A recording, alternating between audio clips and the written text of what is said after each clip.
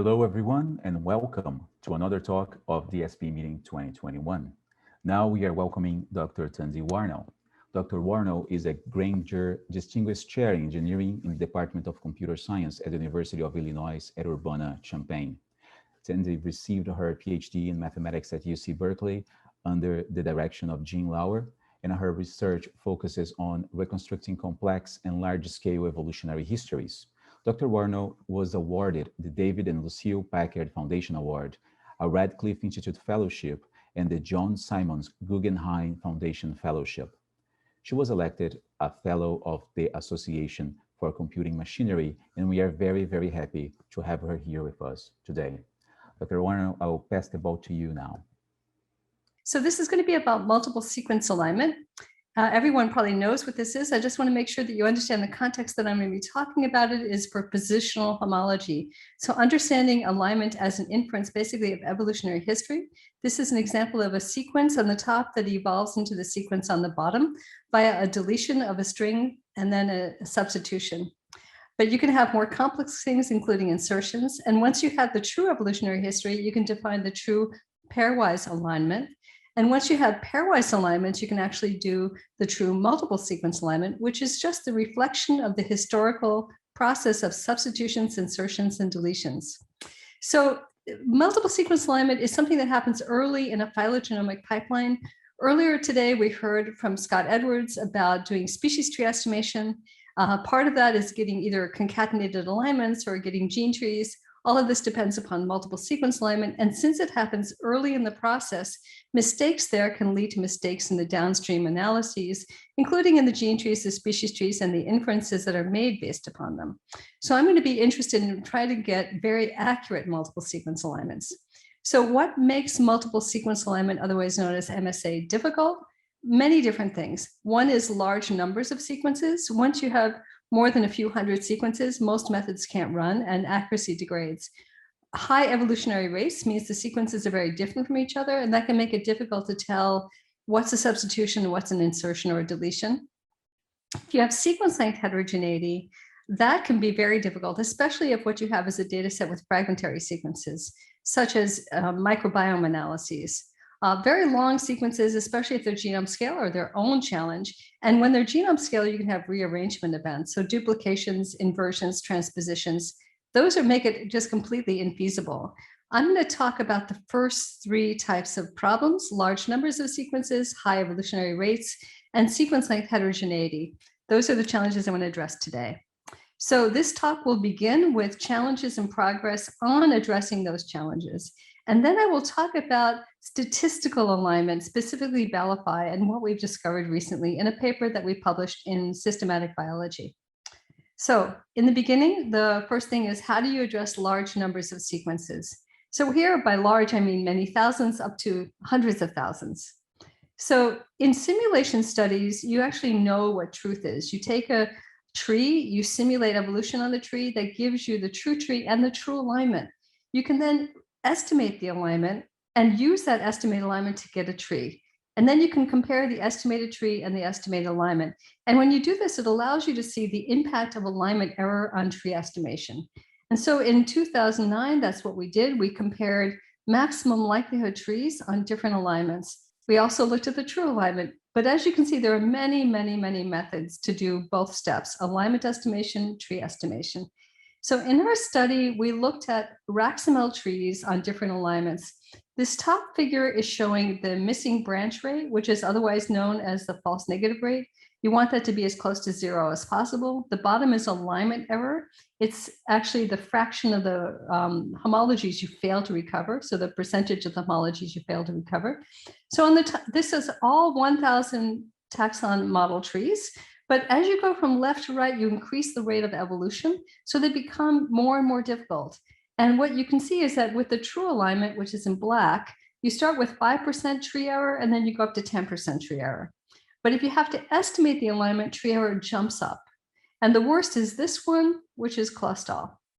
Now here you can see alignment error. So what that tells you is some data sets, even though they're big, everything here has 1,000 sequences. Some data sets are easy to align, some data sets are difficult to align. And when you have a difficult to align data set, you can get higher tree error.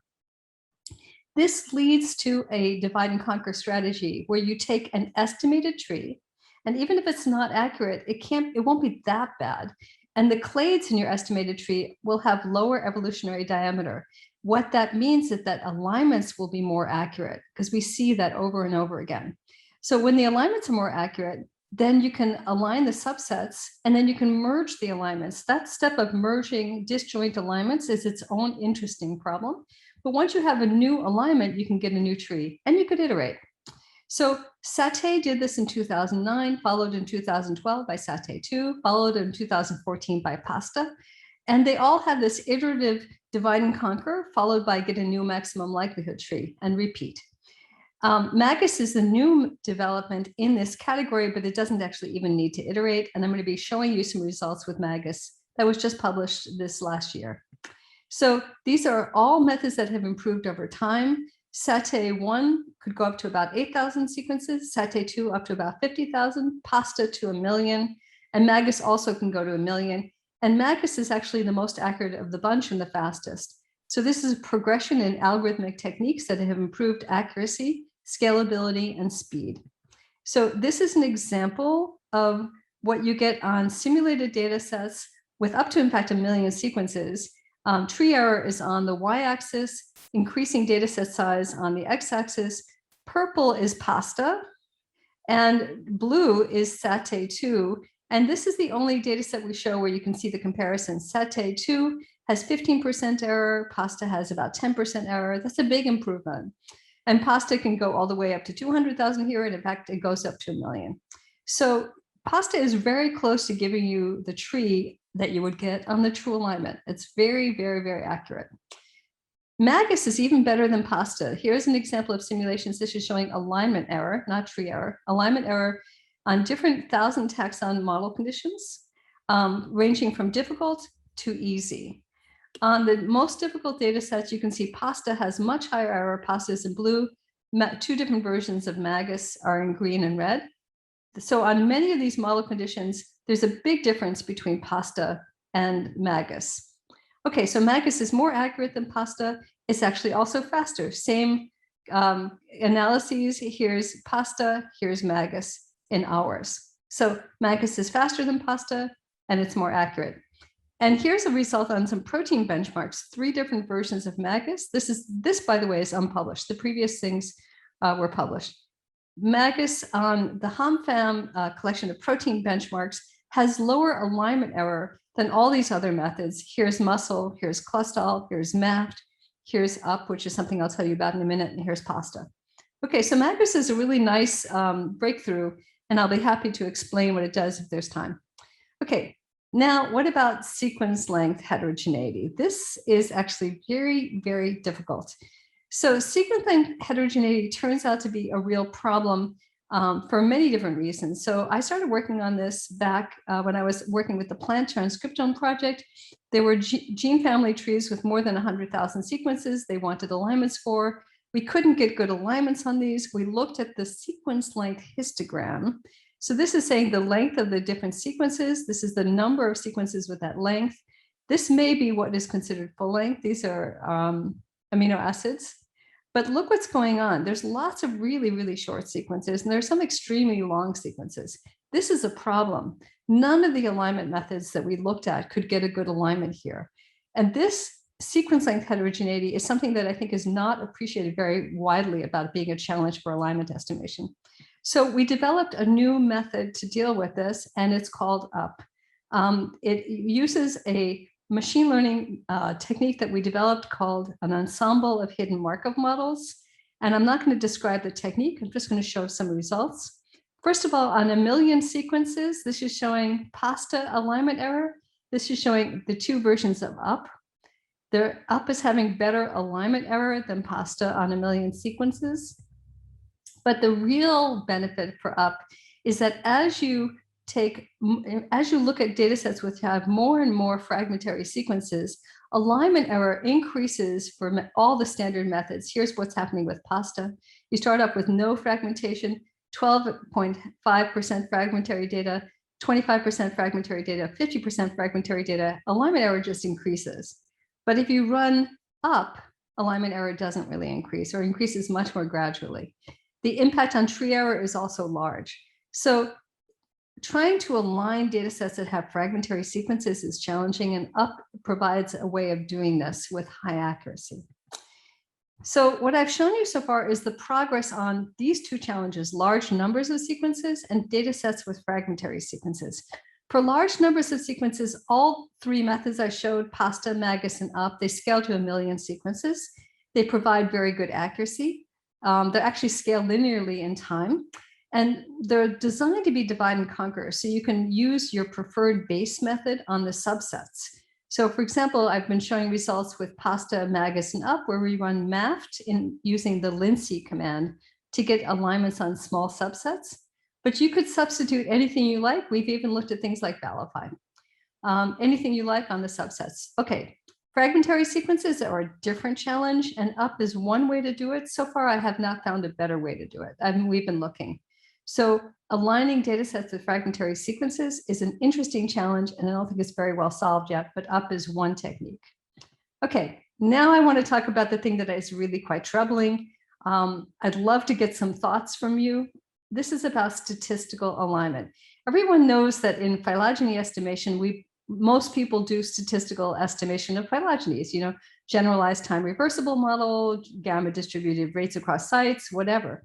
So what about co-estimation of alignments in trees under a statistical model that's addressing insertions and deletions as well? So Valify by Ben Redlings and Mark Suchard is probably the most well-known such statistical method for co-estimation of alignments in trees, and it's expected to be the most accurate. And indeed, in our studies, it is better than PASTA. Now, this is a study from my former student's PhD dissertation showing alignment accuracy on the y-axis and 4 different model conditions. And this is Valify has the best accuracy, best accuracy, best accuracy, best accuracy. It's better. It's better than PASTA, it's better than MAFT. It's really great. Okay, this is simulated data. It's limited generally to small data sets. And so we want to make sure that we're getting convergence. So we did a study published in Systematic Biology where we limited everything to 27 sequences maximum. Here is the result on simulated data sets. 6 different model conditions, which vary in terms of insertion deletion rate from low to high, and substitution rate from low to high. So the hardest condition is where everything has a high rate, lots of insertions and deletions and substitutions. That's this box. The easiest condition is where everything is low. That's this box. We're comparing Valify, which is in red, to all these other methods. These are amino acid simulations. So we're looking at things like Contraline and PropCons, which are designed for amino acids.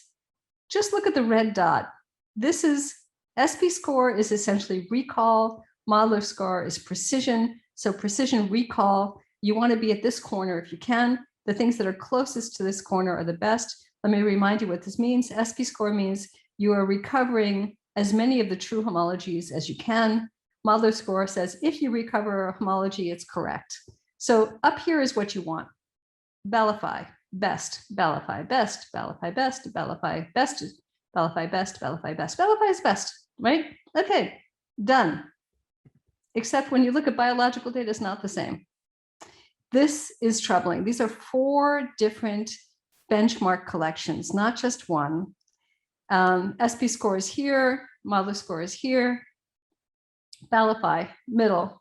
Valify is good for modular score, which means if it recovers a homology, it's probably correct, but it's not good for recall. Valify, it's good for modular score, not great for recall.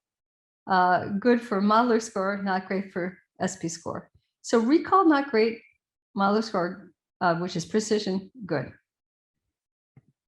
So Valify is the best on simulated data and is not best for on biological data.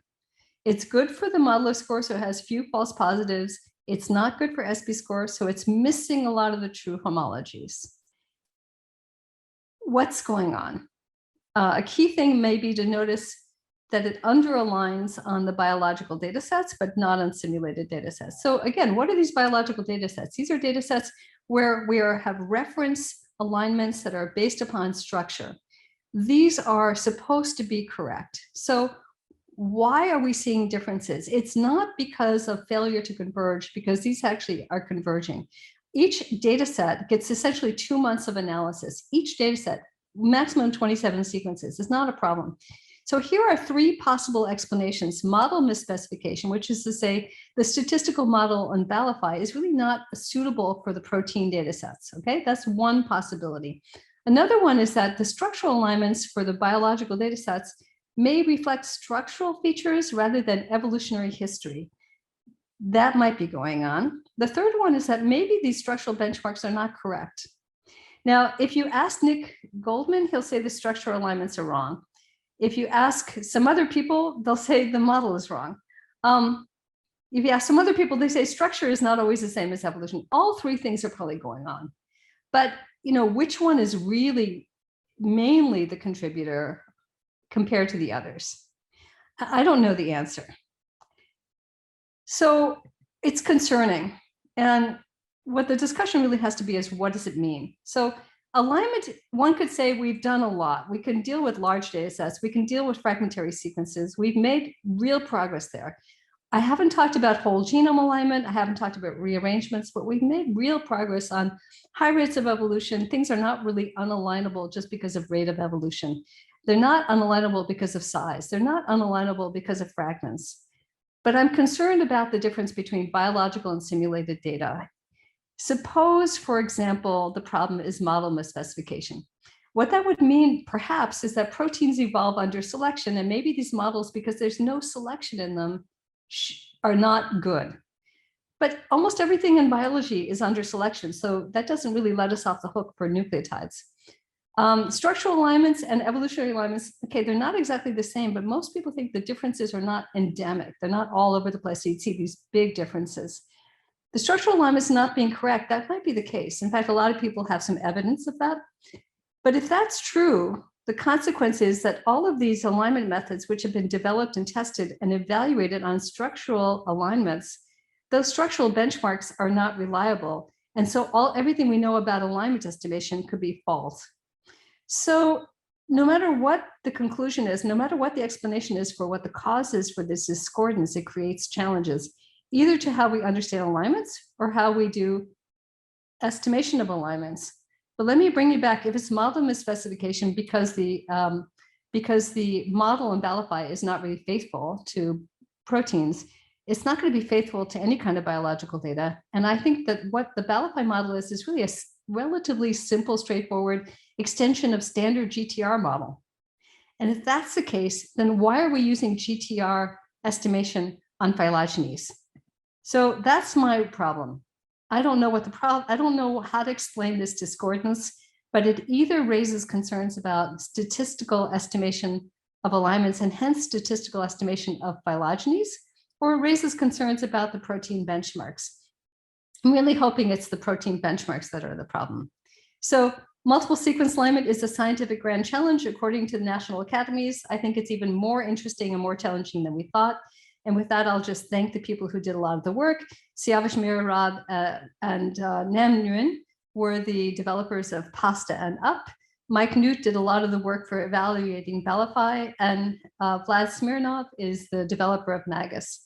And my papers are available for this alignment project on this website. The software is all in GitHub, and I'll be very happy if you want to ask me questions by email. Thank you. I am clapping because the audience can't. Thank you very much, Dr. Warnow, for this amazing talk and for putting so much information together in a very clear fashion in such short presentation. That was fantastic. I am very, very impressed. It was excellent.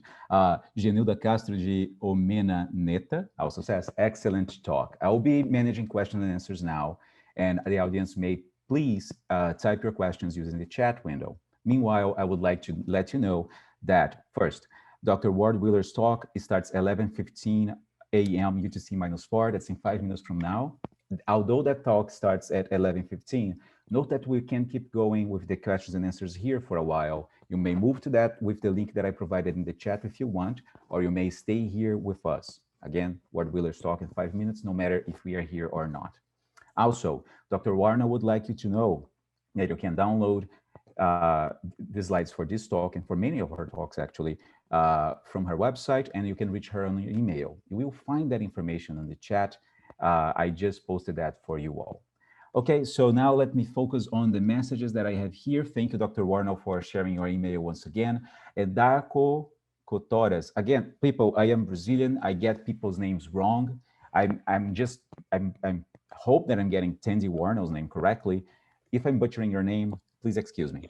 So Darko Cotoras says, despite the general difficulties of MSA, why Bali Phi behaves so different to the other methods in biological data? Okay, so it's a great question. I think the thing is that it's a very heavily parametric method. Okay, so the more parametric your method is, the more it's focused on likelihood under a specific model, the more it's impacted by violations of the model. This is the basic trade-off between parametric and non-parametric methods.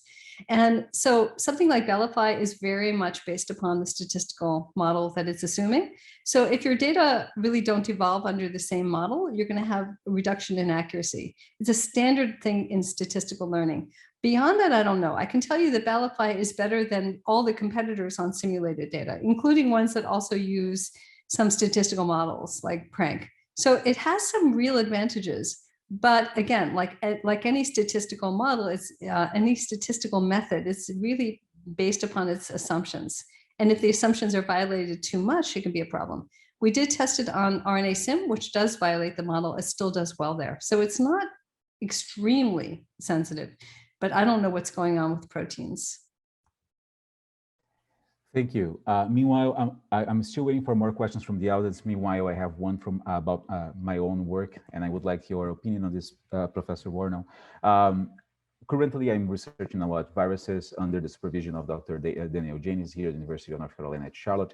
We have been writing papers on flaviviruses and coronaviruses, and I have noted a pattern in a lot of papers studying the evolution of viruses in which it is common for virologists to align complete RNA genomes of viruses without an annotation of its partitions. And after annotating the alignments, it's very frequent that I will see nucleotides of one gene aligning with nucleotides of another gene, which I see as one of many other indications that are just too long for me to list here, that perhaps those alignments are not to be fully trusted. And I would like to know from you what would be your words for different fields of research, especially now, evolution of coronaviruses. People not always pay too much attention to multiple sequence alignments. What could go wrong if we forget to think very hard about it? So your point, if I got you correctly, is that some of these alignment methods are putting homologies between things that really shouldn't be homologs, right? And it's, okay, so annotation, you know, the assumption in a multiple sequence alignment method is that everything is homologous. When that assumption isn't held, what is not correct, you're going to get problems. So that's one of the important things, is being able to determine whether or not things are homologous. And by homologous, I do not mean orthologous, just homologous. So one of the challenges is just that. The second challenge that you brought up is if you're doing whole genomes, right, then there's stuff going on that not everything in the input is homologous to everything else. Regions are not homologous. And so annotation is really critical. And fortunately, I don't work on that. So this is the kind of thing where you really can have problems. Our own analyses have shown problems, which is to say we publish things in papers where we got it wrong. So this is a tricky thing, doing the annotations correctly so that when you are comparing things, they actually are homologous. This is really important, and it's not solved. This is detecting homology reliably, getting the boundaries reliably. All of this is actually pretty difficult. Our team is putting a lot of time into creating pipelines for the genome annotation of flaviviruses and coronaviruses. Yes. I'm not aware of other teams doing similar efforts, and we are trying to do it as fast as possible. And therefore, what you are saying is that you believe that we are going in the right direction in being worried. Oh yeah, I think spending the time is important. Assuming that with enough data, you can overwhelm with signal and not worry about mistakes may or may not be true. The only thing I'd like to say is that certain aspects of analyses seem to be relatively robust in some conditions. So for example, the phylogeny topology may be relatively robust to a certain amount of alignment error, but I'm not so sure that's true of the numerics. So branch lengths, dates, and things like that be much more affected by alignment error. Okay, alignment error also, a lot of methods tend to over-align. And if they're over-aligning, then you can actually get false positive detection of selection. So of positive selection. So this is another thing to be aware of, is that the things that alignment error leads to are the errors that they lead to. They're not just, topology estimation. There are dates, there's branch lengths, there's the 4x4 substitution matrices, there's selection, all sorts of stuff. Okay. Thank you for that perspective. Yeah, thank you. I would like, let's see, Rafaela Tread says, great talk. Thank you, Dr. Warnow. Yeah, it was great. I would like to know if the audience has any other questions for us, and I will be checking to see if I missed any. M. Belém Fernandes, again, sorry if I'm mispronouncing your name. Yeah, thanks, I see the question. Yeah. Oh, do you want to read it? Yeah, I'll read it. So can the UP method be used to align small fragments to a reference gene? So UP is actually based upon SEP, and SEP is what does that step. But let me recommend to you, Belén Fernandez, get in touch with me because we're improving it. Okay, so the question of adding sequences into a phylogeny, adding it into an alignment, this is something we're actively working on, and we can do better work than what's currently published. So just get in touch and I'll tell you how to do it. Thank you for that. It's very kind of you. She says thanks. Okay, great. Do we have any other questions? I can hold a moment to see if we have any. Otherwise, I'm going to close this so we can move to the other talk. Yes. I mean, the other talk is already happening. I just want to hold everybody here. Well, it's fine. I think probably people should go and listen to Ward Wheeler. Awesome. But I would be happy if you contact me directly. Email is warnow@illinois.edu.